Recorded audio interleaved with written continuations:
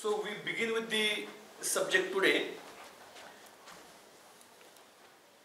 Huge information we put up on the WhatsApp group for you to go through. Presuming that none of you had gone through anything on your own, I would like to test what is your inherent ability to solve the problems which I am going to pose today. Then, with the things to be put up on WhatsApp group, many lectures are there. We are having classical lectures right from Professor Siddhartha Roy from IIT Delhi, and most simplified one which I had gone through. This is a very prime subject, not only from your discipline point of view, but in general, it is a very crucial subject. So, as things get unfolded, you will come to know about all these things. We will not spend time right now. Then a Google Classroom will be prepared, and you are supposed to go through the recorded sessions, prepare the notes of that and upload it in the Google Classroom as a part of ISC.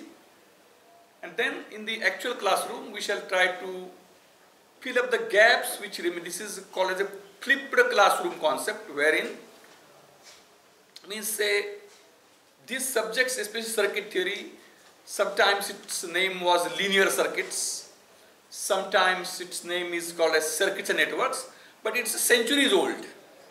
It's few centuries old subject with a very classical approach, and equally it is difficult in the sense that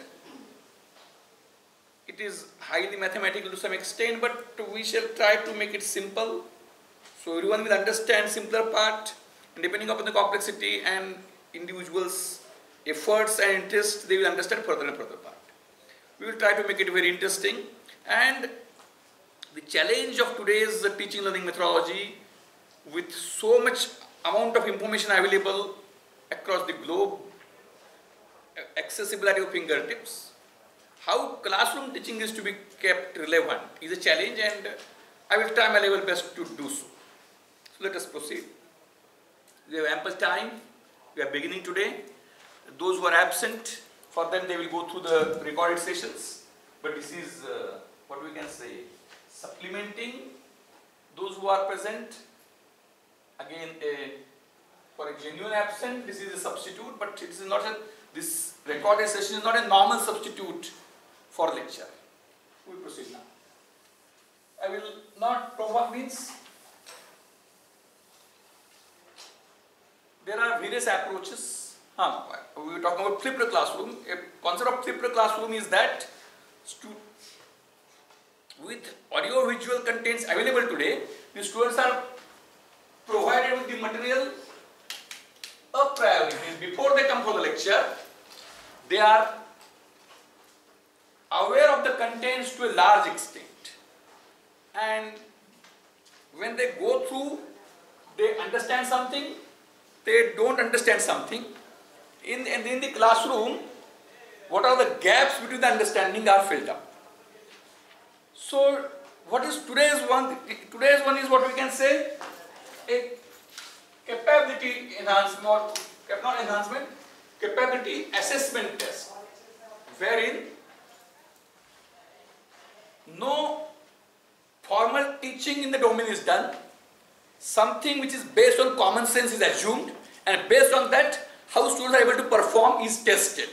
That provides a teacher blueprint of the understanding level of the class as a whole, and based on that, the further means in today's world, the classical approach, that means few decades back, teachers have a very fixed notion.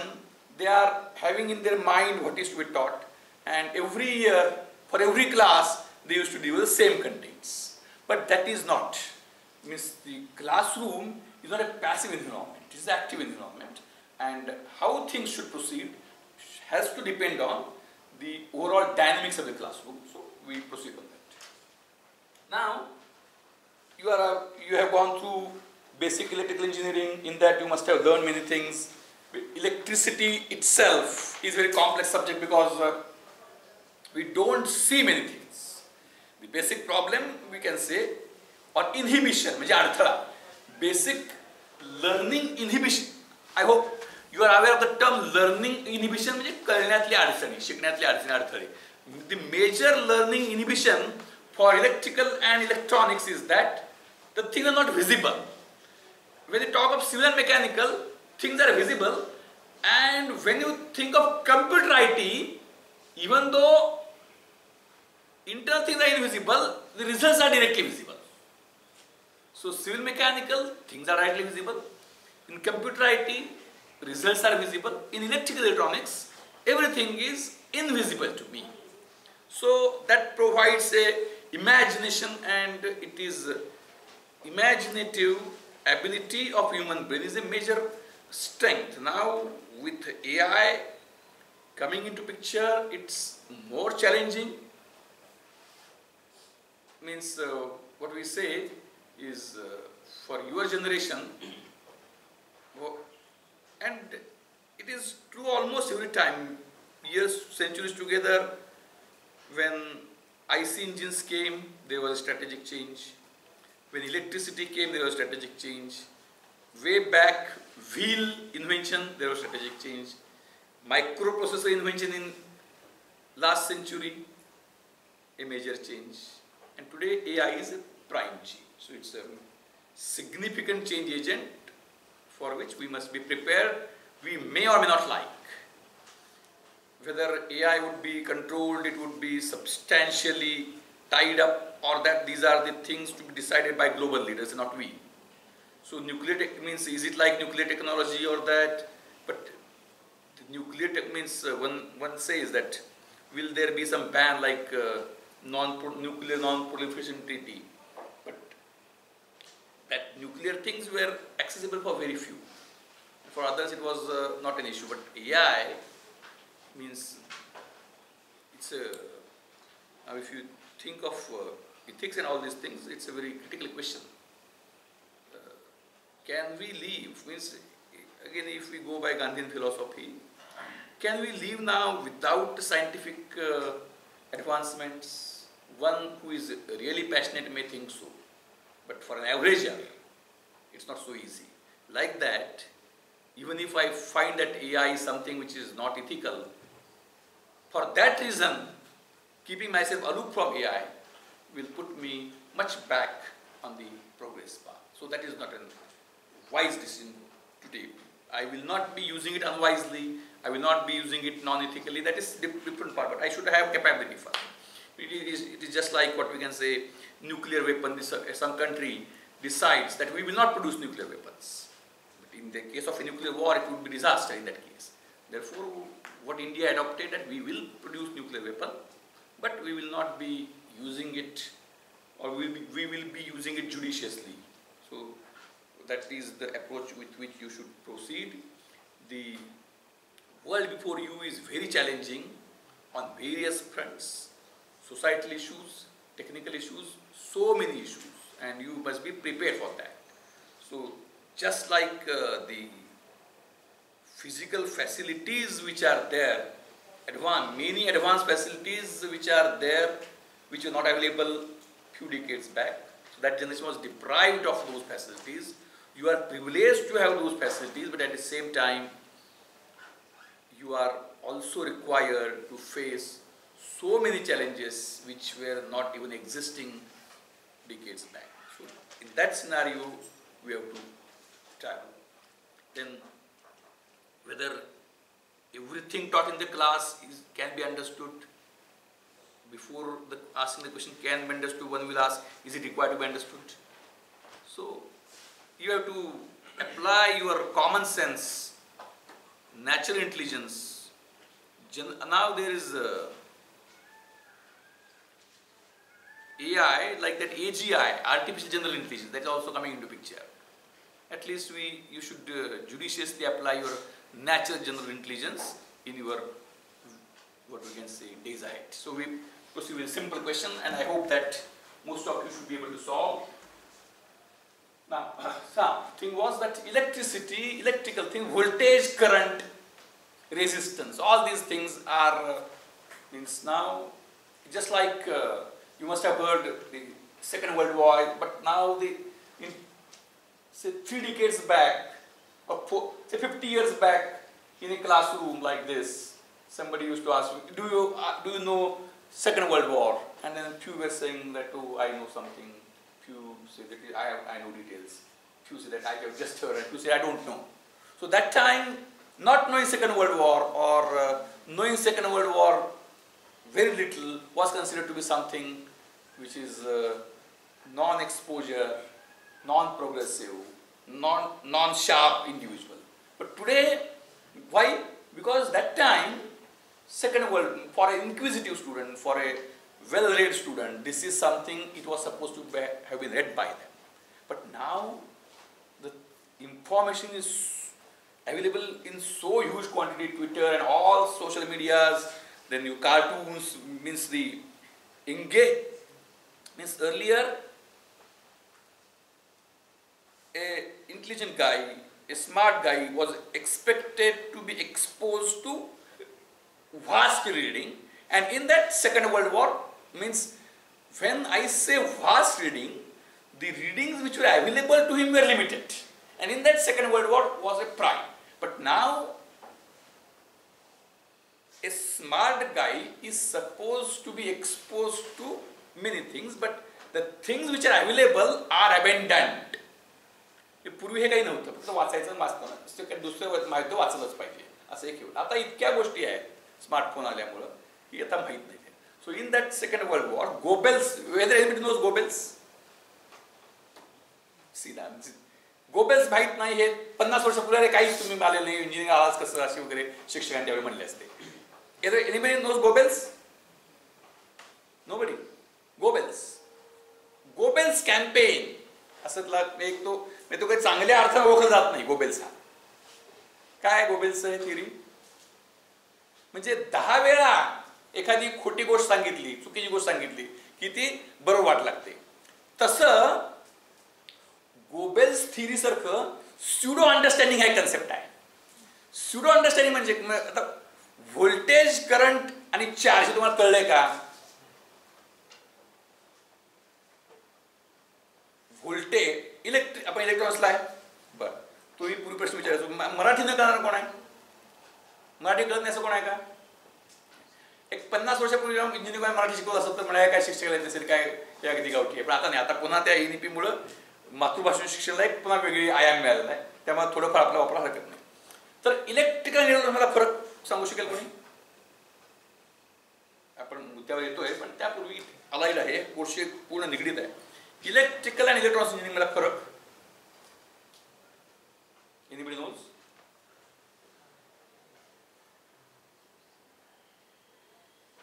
So it is very important. पण आपण इलेक्ट्रॉनिक्सचे विद्यार्थी आहोत, फरक तर माहीत पाहिजे.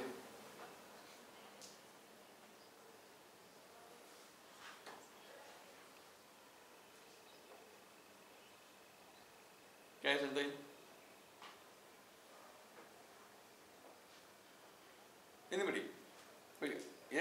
तुम्ही electrical electronics admission घेतली आहे, काहीतरी माहीत पाहिजे ना. काय सांगता येईल?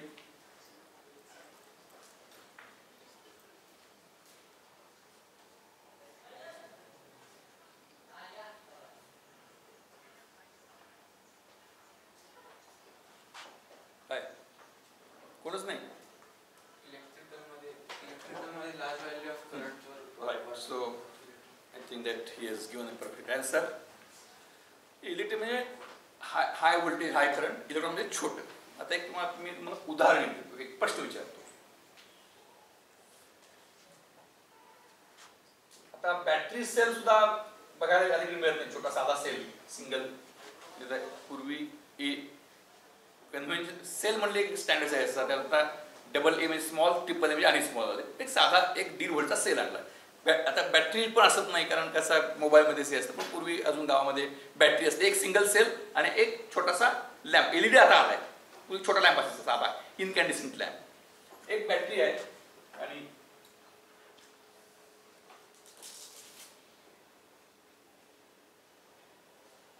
एक 1.5 वोल्ट बॅटरी आणि छोटा लॅम्प, हे एक केस 1.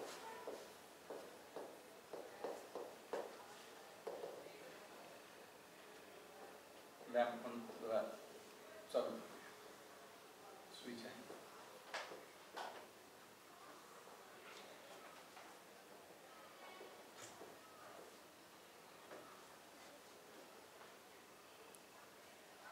How many of you have transistor? हा तुम्ही जे तुमच्या पालकांना जे काही इलेक्ट्रॉनिक्सशी निगडीत नाहीत अशा पालकांना तुम्ही जर का प्रश्न विचारला ट्रान्झिस्टर म्हणजे काय, तर ते काय उत्तर देतील? जे इंजिनिअरिंग क्षेत्राशी निगडीत नाहीत त्यांना डायोड अशाला माहित असेल का?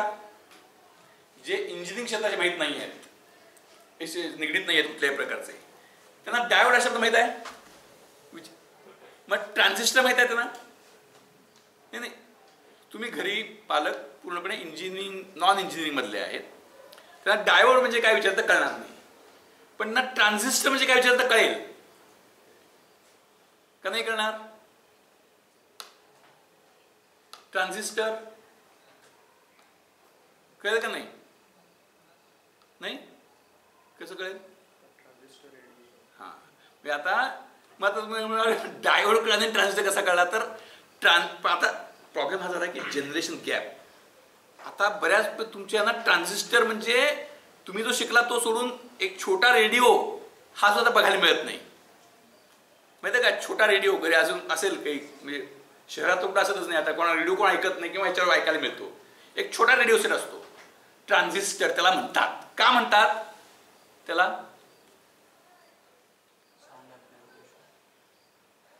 नाही. पूर्वी घरामध्ये तुमच्या आता वडिलांना किंवा अजून त्यांच्या नेक्स्ट प्रिव्हियस जनरेशन विचारा की रेडिओ आणि ट्रान्झिस्टर मध्ये काय फरक आहे? रेडिओ आणि ट्रान्झिस्टर मध्ये काय फरक आहे? पूर्वी रेडिओ एवढे मोठे होते आणि त्याला लायसन्स लागायचं वर्षाला 30 रुपये.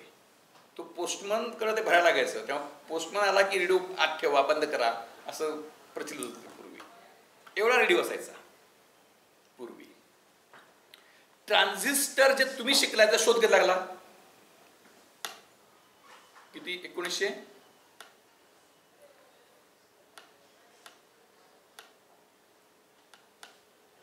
लागला? येत नाही? अरे हे तर माहित पाहिजे. म्हणजे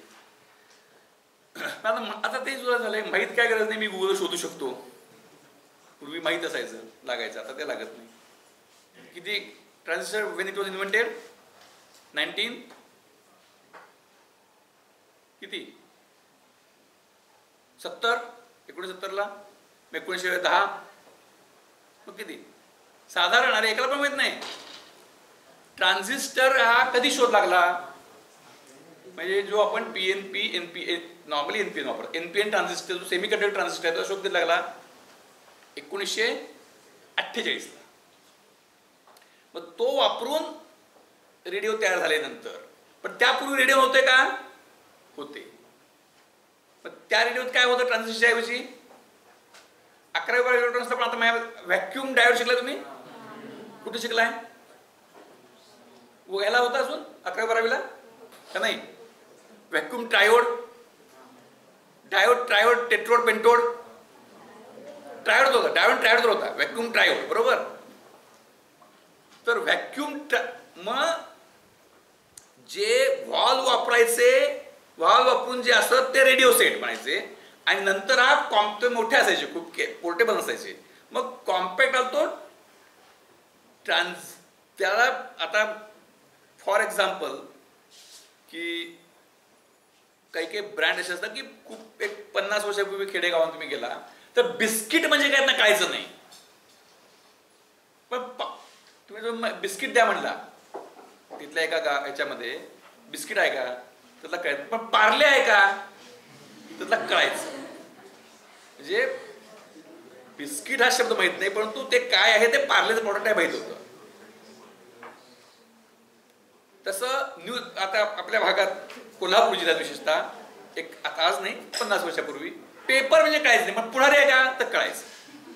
तसं तो ज्या ट्रान्झिस्टर शब्द का पडला तर तो रेडिओ सेटच आहे, पण व्हॅक्यूम ट्यूबच्या ऐवजी छोटे सेमी कंडक्टरनं झाले ट्रान्झिस्टर, म्हणजे रेडिओतला जो ॲम्प्लिफायर आहे त्या रेडिओतला, त्यामध्ये व्हॉल्वच्या ऐवजी ट्रान्झिस्टर वापरलेला आहे. तो रेडिओ म्हणून त्याचं नावच ट्रान्झिस्टर पडलं. त्यामुळं तुम्ही मला तो प्रश्न विचारला की काही पालक असे असतील इलेक्ट्रॉनिक्स किंवा इंजिनिअरिंगशी निगडीत नसलेले की त्यांच्या दृष्टीने ट्रान्झिस्टर म्हणजे ते डिव्हाइस डिव्हाइस नव्हे तर तो छोटा रेडिओ. पण ट्रान्झिस्टरच्या पूर्वीचा मोठा रेडिओ व्हॉल्व असलेला. मग आता व्हॉल्व रेडिओ हा जो आहे, हाय व्होल्टेज ते 1.5 व्होल्ट्स. आता व्हॉल्व रेडिओ युझिंग व्हॉल्व, त्यात ट्रायोडला काय काय हे असतात टर्मिनल्स. ट्रायोडला कॅथोड, ॲनोडला काय म्हणतात प्लेट, म्हणजे पूर्वी प्लेट म्हणजे ॲनोड म्हणा. कॅथोड, प्लेट किंवा ॲनोड आणि ग्रीड. मग कॅथोड प्लेट व्होल्टेज किती असतं त्या व्हॅक्यूम ट्रायोडला किंवा एखादा व्हॅक्यूम डायोड लागतो त्यात, ते किती असतं व्हॅक्यूम ट्यूबचं व्होल्टेज किती असतं साधारणतः, किती व्होल्ट्स, किती किती हा चुकलं काय हरकत नाही, किती हा अराउंड म्हणून. हा त्याचं व्होल्टेज किती आहे 200. म्हणजे व्हॉल्व रेडिओ. आणि हा झाला ही केस 2 आणि केस 1 काय मिनी टॉर्च.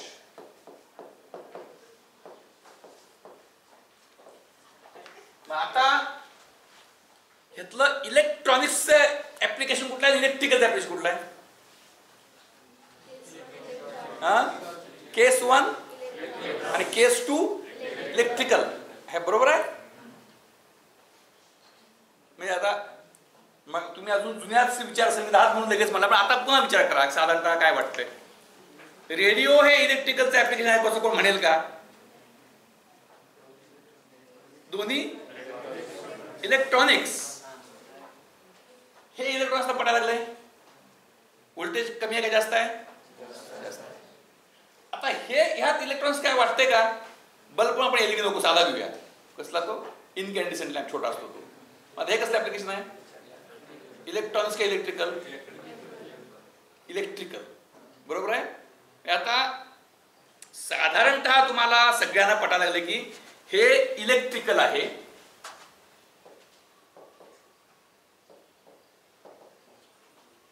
आणि हे इलेक्ट्रॉनिक्स आहे. लगेच कळेल. पण व्होल्टेज हाय आणि voltage low. So he has defined मग अशी ब्रॉड व्याख्या केली ती. कमी व्होल्टेज करंट इलेक्ट्रॉनिक्स, जास्त व्होल्टेज करंट इलेक्ट्रिकल. पण ती आता अजिबात लागू नये असं लक्षात आलं. मग आता what is the difference between electrical and electronics.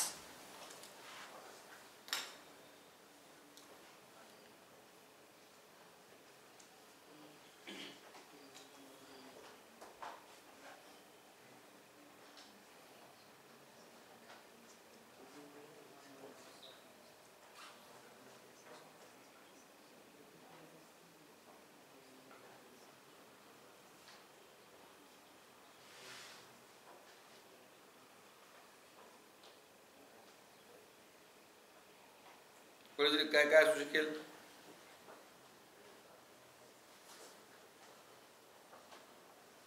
Anybody now they want to revise the definition?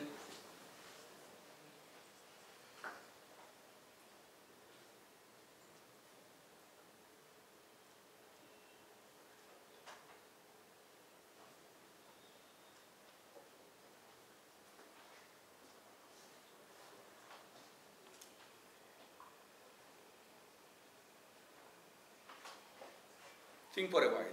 काय डिफरन्स आहे दोन्हीमध्ये.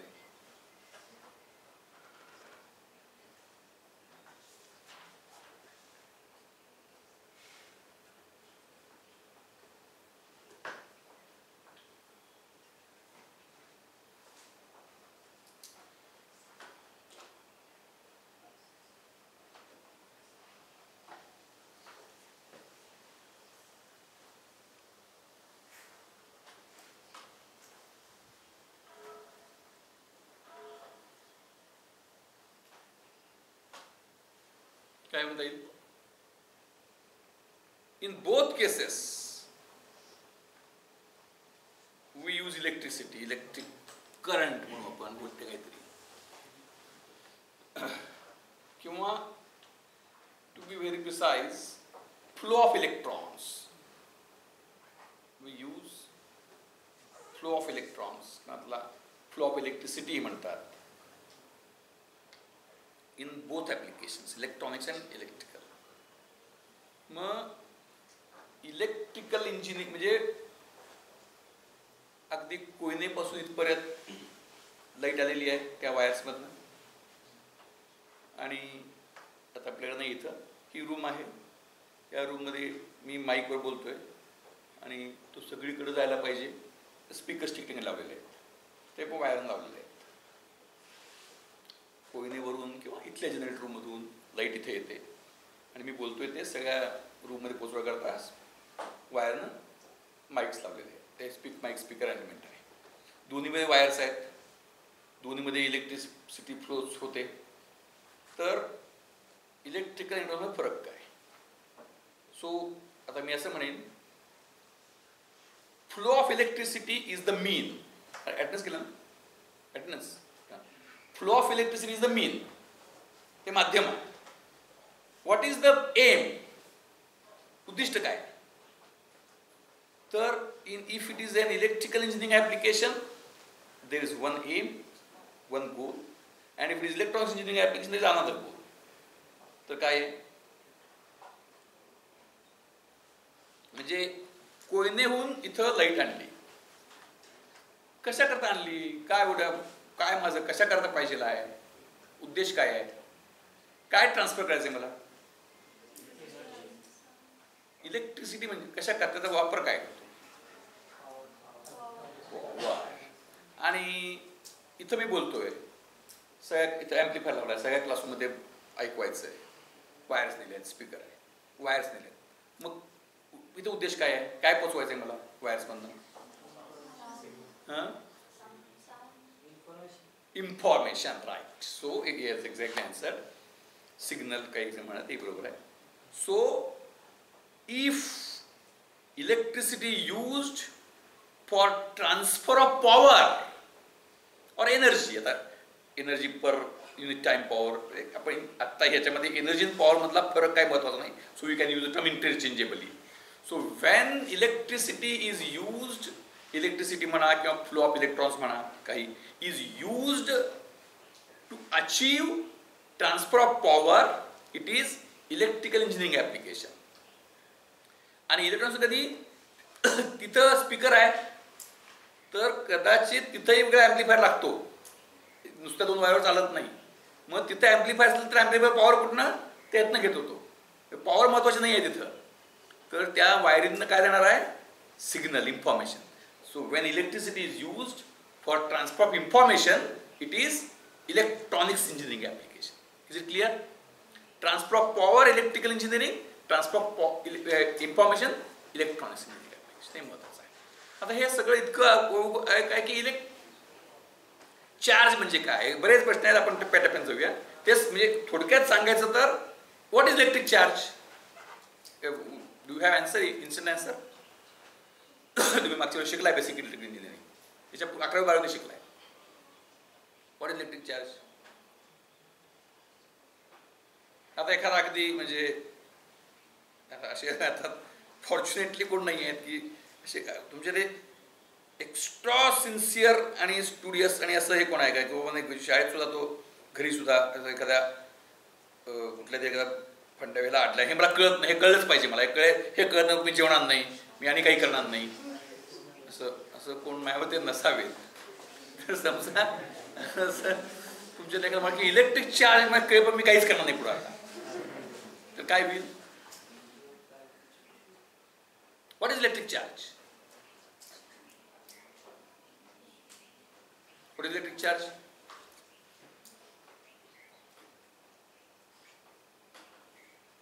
You are in now 14th standard, second year engineering degree ला आहे तुम्ही. इलेक्ट्रिक चार्ज हा तुम्ही व्याख्या किती वेळा ऐकत आलाय? माझ्या 8वी पासून तरी ऐकलंय, 6वीला सुद्धा असेल कदाचित. आणि अजून याचं उत्तर येत नाही. What is electric charge? काय आहे ते इलेक्ट्रिक चार्ज म्हणजे काय?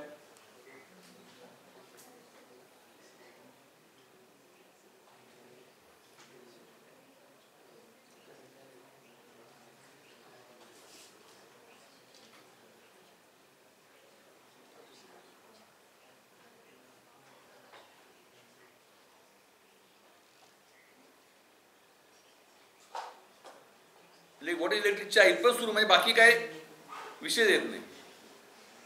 What is electric charge?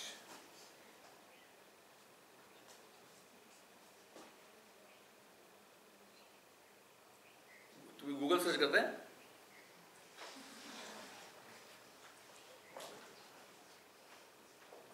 Anybody?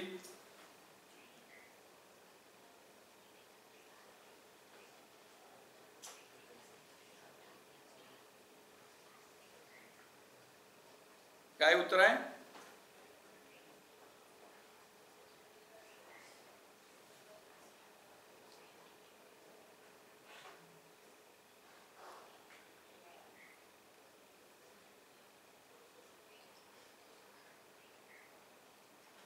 बर, चार्जेस दोन टाईपचे का असतात?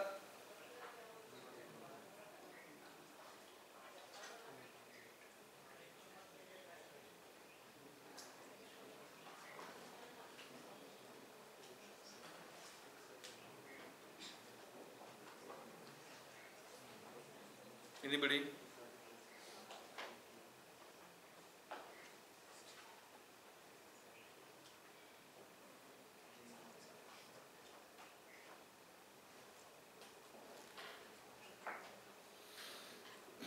आता प्रॉब्लेम म्हणजे इलेक्ट्रिकल आणि इलेक्ट्रॉनिक्स इंजिनिअरिंग हे अवघड आहे असं मी का म्हणलो ते तुम्हाला साधारणतः आयडिया आली असेल. म्हणजे इलेक्ट्रिक, आता याचा अर्थ म्हणजे मग आता समजा इलेक्ट्रिक चार्ज मला काही कळत नाही, आता खूप आपल्याला वाईट वाटायला लागेल.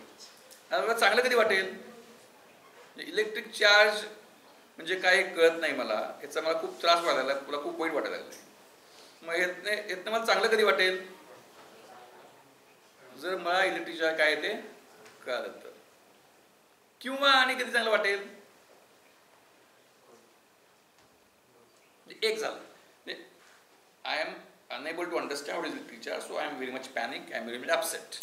When I will feel comfortable and feel good, when I understand what is electric charge, or when I understand that, म्हणजे इलेक्ट्रिक, लक्षात लागा अतिशय फंडामेंटल क्वेश्चन आहे. इलेक्ट्रिक चार्ज म्हणजे काय मला कळलेलं नाही, मला प्रचंड अस्वस्थ मी झालेलो आहे, मी पूर्णपणे नैराश्याच्या गर्तेत गेलो आहे, मला खूप त्रास व्हायला लागला. मग यातनं सगळं होऊन मला भारी कधी वाटेल? एक तर जेव्हा की मला इलेक्ट्रिक चार्ज म्हणजे काय ते कळेल, किंवा हा कळायची काही गरज नाही, किंवा अजून हे तर it's a very reasonable answer. अजून दुसरं आहे त्याचं एक थोडंसं ते कॉम्पिटिटिव्ह आन्सर आहे, ईर्ष्यात्मक आन्सर आहे, तितकं चांगला आन्सर नाही. अरे बरोबर, म्हणजे इलेक्ट्रिक चार्ज म्हणजे काय? समजा आता तुमचा पेपर झाला, आपल्या रिलेटिव्ह ग्रेडिंग आहे, पेपर सगळ्यांना अवघड गेला आहे, मग मला खूप अवघड, खूप असं नैराश्याच्या मध्ये आहे. पण जेव्हा हुशार मुलाला विचारलं तुला काय, मलाही अवघड गेलाय, मग तुम्ही खुश होता का? कारण रिलेटिव्ह ग्रेडिंग असं तुम्ही खूप काही खाली जाणार. तर जेव्हा मला असं कळेल की इलेक्ट्रिक चार्ज मलाच नव्हे तर काय कोणालाच तो काही फारसा कळलेला नाही, बाकी कोणाला सुद्धा कळलेलं नाही, मग काय सगळ्यांच्या पुढे आपलं कळेल का नाही फरक पडतो. इज इट क्लिअर ना? So what is clear? Electric charge काय क्लिअर नाही, तर व्हॉट इज क्लिअर राईट नाव की इलेक्ट्रिक चार्ज हे अवघड आहे, कळायच्या थोडंसं पलीकडचं आहे, म्हणून सुरुवात आपण तिथनं करत नाही. सुरुवात जी करायची आहे ती आता का तसं करतात? जेव्हा तुम्ही ज्युनियर कॉलेजमध्ये 11वीला आता कधी आधी होती नाही माहित नाही, कोऑर्डिनेट जॉमेट्री तुम्ही शिकला, coordinate geometry, learn coordinate geometry. तर त्या कोऑर्डिनेट जॉमेट्री मध्ये कसं सुरू केले शिक्षकांनी ते वेळच्या? We start with a point. मग त्यावेळी काय म्हटलं, काय केलं? he put a dot on the screen and said we start this is point P. तर ते खरं आहे का हो?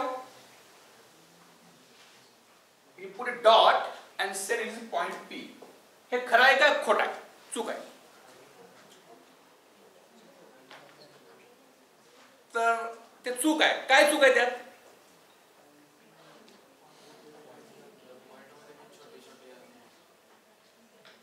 What are dimensions of a point? It has 0 dimensions. मग हे पॉइंट नसून काय आहे?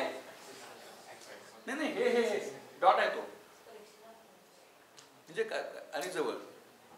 It's a filled circle. It's a filled circle. It's not a point at all. मग समजा शिक्षकांना सुरू केलं असतं की बाबा how to point is something which is having 0 dimensions which can't be seen. मग तुम्हाला कळलं असतं का?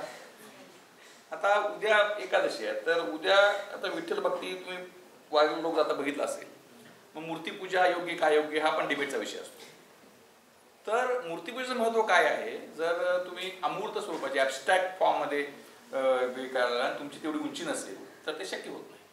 तर ते मूर्तीपूजेचं महत्त्व आहे. तसं इथं पॉईंट हा जो दिलेला आहे तो फिल्ड सर्कल आहे त्याच्या. So what is point now? The centre of that field circle is a point which you can't see but can perceive. लक्षात आलं का? जो फील्ड सर्कल आहे त्याचा जो सेंटर आहे तो म्हणजे पॉइंट जो तुम्हाला दिसत नाही परंतु एका ठराविक टप्प्यातून परसिव्ह करू शकता. त्यामुळे सोप्या उदाहरणं पुढे जायचं. म्हणून आपण समजा तुम्हाला आता तुम्ही हे शिकलाय का? हा मॅम शिकला असं देखील पण कळलं नसेल. इलेक्ट्रिकल झालं म्हणजे शिकलाच आहे. अगदी सोपं जरी घेतलं याचं सोपं घेतलं तर ते कळत नाही का? हे 1 व्होल्ट व्होल्टेज सोर्स 1 ओम रेझिस्टन्स 1 फॅरेड कॅपॅसिटर म्हणजे आकड्याचा गोळ नाही. आणि मी स्विच क्लोज केला काय बी हे शिकलाय. पण शिकलाय म्हणजे काय? ब्लाइंडली पुढे जात गेलाय. त्यातलं कळलेलं काहीच नाही. त्यामुळे ते आपण घेत नाही का तर कळत नाही. म्हणजे चार्ज म्हणजे काय हेच न कळल्यामुळं पुढचं गोंधळ होतो. तो दूर करायला आपण अगदी सोपी उदाहरण देतो ती म्हणजे अशी. तर वॉटर लेवल मॉडेल मी नंतर व्हिडिओ टाकेन सगळे. तर वॉटर लेवल मॉडेल हे अगदी सोपं. म्हणजे जर आपण ॲबस्ट्रॅक्ट फॉर्म मधली भक्ती म्हणजे आरसी सर्किट म्हटलं तर मूर्तीपूजा म्हणजे आपण ज्याला वॉटर लेवल मॉडेल म्हणजे वॉटर लेवल सगळ्यांना दिसतं. आता ना पुढचं आता जेव्हा आपण म्हणतो तर ब्लाइंड लोकांचं विश्व कसं असेल हा सुद्धा उद्या म्हणजे आता इतके ॲव्हेन्यूज आहेत की ब्लाइंड लोकांचं विश्व कसं असेल आणि त्यांचं लर्निंग कशा प्रकारे झालं पाहिजे हा एक स्वतंत्र एक म्हणजे अजून काही वर्षांनी ती ब्रांच निघेल एज्युकेशनमधली. बरं, कलर ब्लाइंड तुम्हाला माहित आहे काय असतं? कलर ब्लाइंड तर मग आता अगदी सोपं प्रश्न म्हणजे कलर ब्लाइंड माणसाला ब्लॅक अँड व्हाईट दिसतं का? मग म्हणजे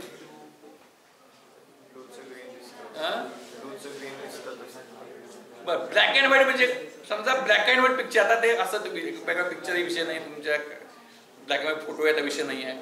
पण ब्लॅक व्हाईट अजून फक्त प्रिंटिंग थोडं महाग आहे त्यामुळे तुम्ही तिथं ब्लॅक व्हाईट प्रिंट तेवढं घेता कलर प्रिंटच्या म्हणजे. अदरवाईज ब्लॅक अँड व्हाईट विषय संपला आहे आता. तर ब्लॅक अँड व्हाईट नॉर्मल आणि कलर ब्लाइंड यामध्ये काय फरक आहे?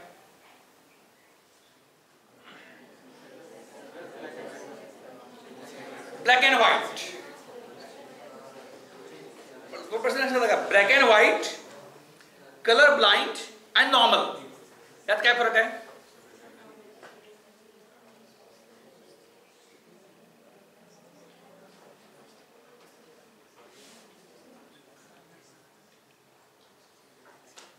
ब्लॅक अँड व्हाईट मध्ये काय असतं? प्रत्येक पिक्सेलला नाही. ब्लॅक अँड व्हाईट मध्ये एक तर ब्लॅक म्हणजे मी अज्युम केलं की ग्रे म्हणजे ते नाही. ब्लॅक व्हाईट पिक्चर मध्ये ग्रे अज्युम्ड आहे. मी बोललो नाही स्पेसिफिकली पण ग्रे अज्युम्ड आहे. तर प्रत्येक पिक्सेलला काय असतं? इंटेन्सिटी 0 आणि मॅक्सिमम. 0 म्हणजे ब्लॅक आणि मॅक्सिमम म्हणजे व्हाईट, याच्यामधलं म्हणजे grey shades. Means intensity of a black and white picture for a given pixel can be expressed by single number from 0 to maximum च्या स्केलवर ब्लॅक अँड व्हाईट. मग तसं colour ब्लाइंडचं काय आहे आणि नॉर्मलचं काय आहे बघा. आता म्हणजे लक्षात आलं प्रश्न अतिशय प्रश्न जरी सोपे सुरुवातीला वाटले तरी त्याची आपण कॉम्प्लेक्सिटी वाढवत न्यायची आहे. मग कलर ब्लाइंड ओळखायचा कसा? तुम्ही कोणी टेस्ट दिली आहे? नंबर्स, त्यातले नंबर्स महत्वाचे का काय महत्वाचं? मग ते नंबर आहे ना, नाही नंबर महत्वाचे आहेत का? ते काय ते नंबर काय टाक त्यातलं काय आहे? कलर प्रश्न सोपा आहे. कलर ब्लाइंड हा कसा ओळखायचा? आणि सगळ्यात बघा आपण इतकं विचार करत गेलो ना तर कलर ब्लाइंडचा शोध कसा लागला असेल? कलर ब्लाइंडनेस असा काहीतरी असतो, त्या शोध कसा लागला असेल? बघ कसा होता कलर ब्लाइंड? म्हणजे कुठलेही दोन, मग तो ब्लॅक अँड व्हाईट कलरात का फरक आहे? नॉर्मल एक अगदी सोपा आहे. नॉर्मल पेक्षा कलर ब्लाइंड 1% त्याची अंडरस्टँडिंग लेवल कमी आहे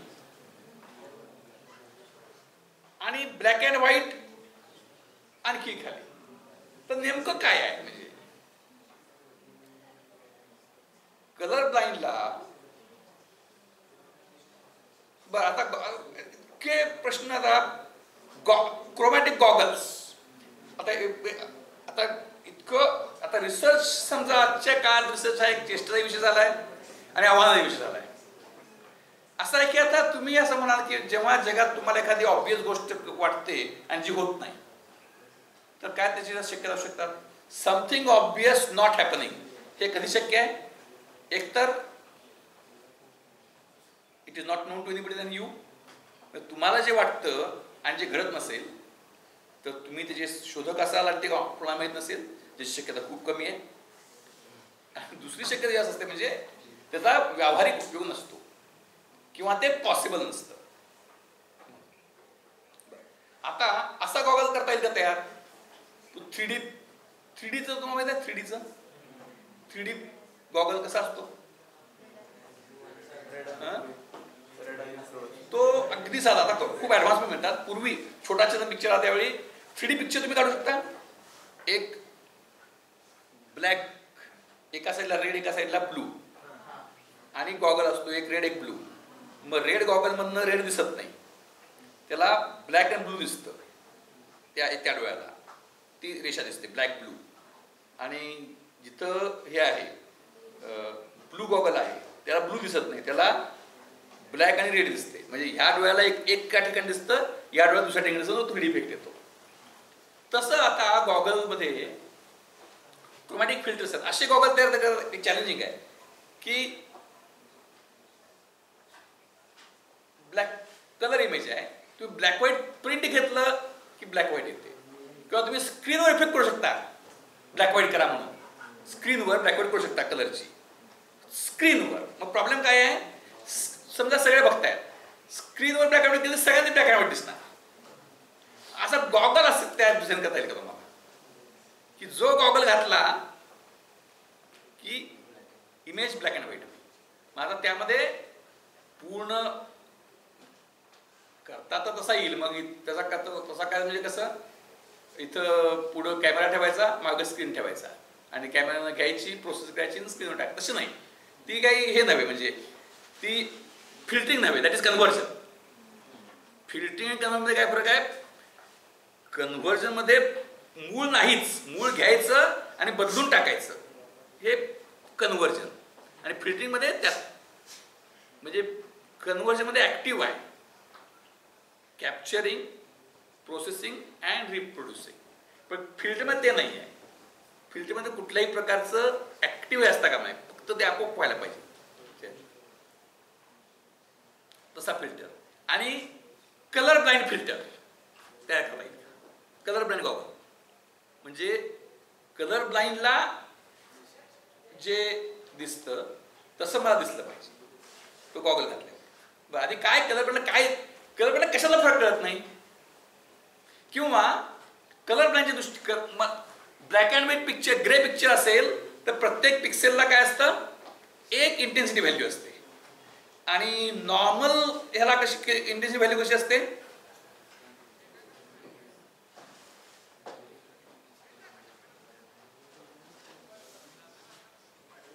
कशी असते किती असते म्हणजे एकच इंटेन्शन असते तर त्या किती असतात फंडामेंटल कलर्स फंडामेंटल कुठले रेड ब्लू आणि ग्रीन RGB असे असते. आता RGB तुम्ही शाळेत म्हणजे RGB सुद्धा त्याचे आहे की नाही त्यात सुद्धा एक म्हणजे जे गोबेल सर्कल झालं ते बंबाड म्हणल्यानंतर आपल्याला ते बरोबर वाटलं लागतं. मला विषय आपला इथनं आला सुरू की गोबेल नीतीप्रमाणे एकदा इलेक्ट्रिक चार्ज व्होल्टेज हे सगळं 50 वेळा बंबाड केलं की ते खरं वाटायला लागतं कळल्यासारखं वाटायला लागतं. तसं तुमचं झालंय. बरं RGB तुम्ही शाळेत ज्यांनी ड्रॉइंगचे एक्झाम दिले असतील कदाचित काही जण असतील आता काय त्याचं फारसं त्याला सिग्निफिकन्स राहिला नाही इतर गोष्टी खूप आल्यामुळे तर तेव्हा तुम्हाला फंडामेंटल कुठले वाटले ते RGB वाटले ते तेव्हा काय होते RYB आणि ते सर्कल असायचे बघा रेड सर्कल ब्लू सर्कल आणि ग्रीन येलो सर्कल. मग एकच आहे ते RYB असायचे दोनचं मिक्स म्हणजे रेड आणि ब्लूचं मिक्स म्हणजे कुठलं पर्पल जांभळा रेड आणि येलोचं मिक्स म्हणजे कुठलं ऑरेंज आणि रेड आणि ब्लूचं मिक्स म्हणजे ग्रीन आणि तिन्हीचं मिक्स म्हणजे ब्राऊन.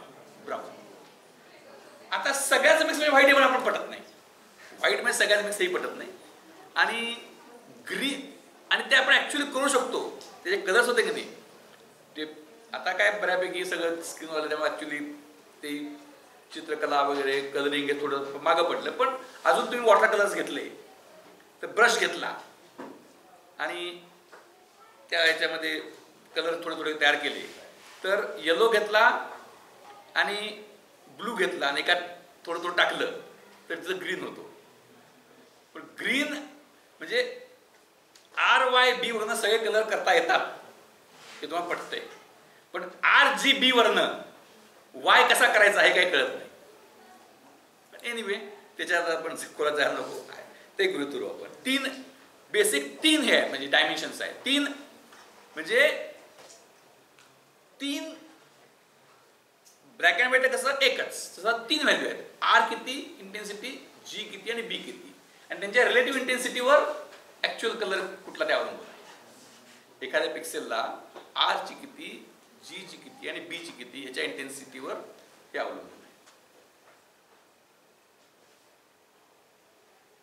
मग कलर ब्लाइंडला काय होतं ते माझ्या डोळ्यामध्ये तसे ते कोन्स आहेत ते प्रत्येक कोनला त्या यानं सेन्सिंग होतं किती प्रोपोर्शनेट. मग black and white colour blind वरला काय आहे जे पशु आहे तर बैल गाय त्यांना कलर ब्लाइंड आहेत ते आपल्याला ते हिरो वगैरे सगळ्यांना हे होत नाही. मग कलर ब्लाइंडला काय कळत कलर ब्लाइंड म्हणजे ब्लॅक अँड व्हाईट नव्हे. मग कलर ब्लाइंडला काय कळत नाही.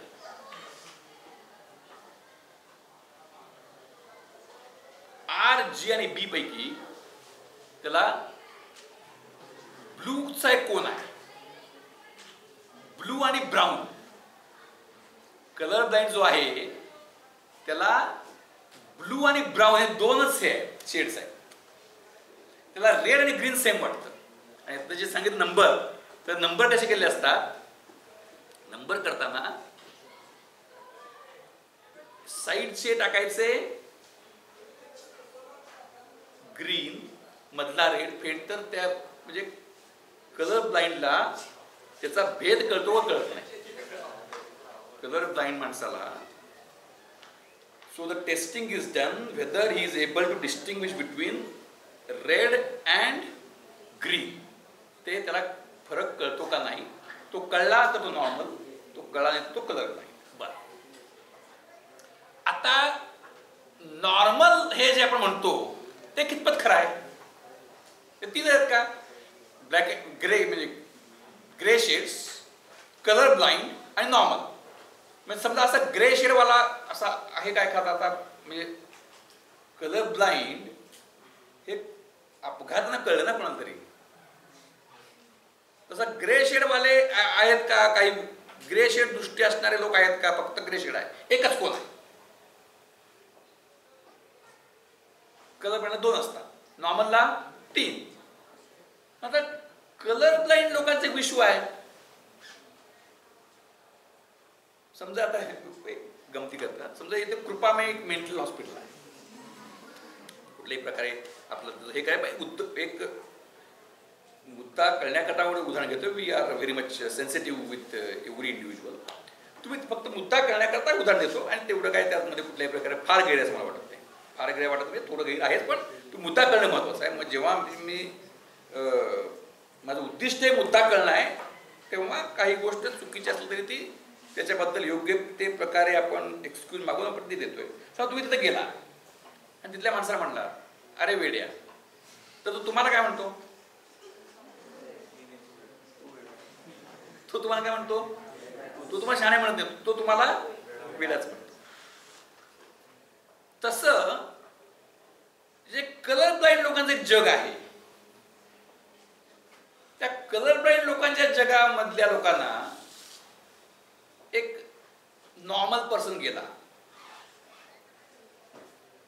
तर काय असेल. कलर ब्लाइंडच्या जगामध्ये 2 गोष्टी सारख्या वाटतात, एक रेड आणि एक ग्रीन आहे, आणि जो नॉर्मल आहे त्याला वेगळ्या वाटतात, तो ओळखू शकतो. मग कलर ब्लाइंडच्या लोकांच्या विश्वामध्ये नॉर्मल माणूस गेला आणि तो हे भेद ओळखू लागला तर त्यांना तो काय वाटेल. नाही नाही, कलर ब्लाइंड नाही वाटणार, ते लगेच एक्झॅक्ट सांगू नका तसं. तर काय वाटेल, ॲबनॉर्मल. नॉट ॲबनॉर्मल आहेच नक्की, परंतु ॲबनॉर्मलिटीच्या लेवल्स असतात, एक हायर एक लोअर. तर कलर ब्लाइंड लोकांच्या विश्वामध्ये नॉर्मल माणूस हा दिव्य दृष्टीवाला वाटेल. म्हणजे मला जे आपल्या सगळ्यांना जे आणि ते टेस्ट करतील वेगवेगळे ठेवून, हे मला हे दिसतंय, हे ते जागा बदलतील. म्हणजे लक्षात का, समजा तुम्ही एखादा चमत्कार बघितला तर नॅचरली तुम्ही तो चमत्कार नाकारता.